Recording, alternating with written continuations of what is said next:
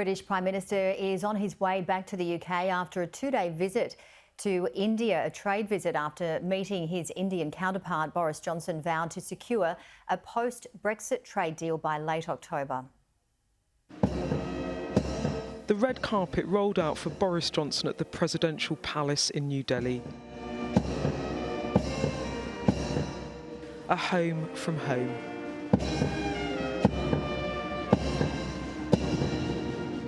This visit twice delayed because of COVID, but a welcome like this makes it worth the wait. Still struggling to shake off the perils of Partygate, you can see why he'd rather be here than at home. A joyful reception. I wouldn't get that necessarily anywhere in the world. And today, a post-Brexit trade deal with India his priority. PMs Modi and Johnson keen to pick up the pace. We have decided to make all efforts to conclude the FTA by the end of the year. We're telling our negotiators, get it done by Diwali in October. Something else he wants done is Partygate. But really, no avoiding it. That eye roll when it was raised at the press conference. This, a man uncomfortable and fairly fed up. But it's a stain he can't shift.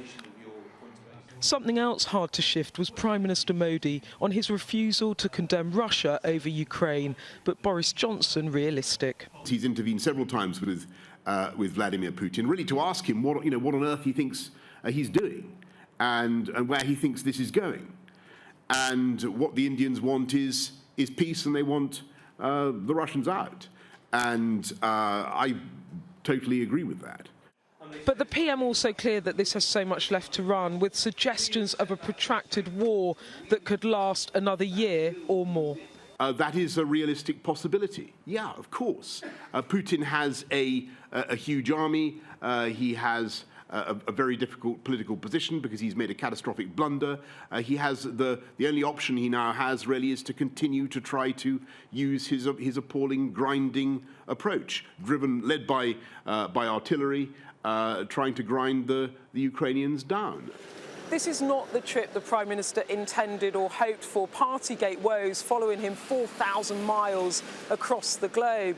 But he's determined to try to stay in number 10 and today use the stage in Delhi to shift attention back to an area where he has impressed his party and the public, his leadership over Ukraine, announcing the government will reopen its embassy in Kyiv next week and send tanks to assist in Poland. Today, like yesterday too, spent paying tributes to Mahatma Gandhi, one of India's most revered leaders. Now this leader, who won the biggest Conservative majority since Margaret Thatcher, left questioning whether he's in the process of throwing it all away.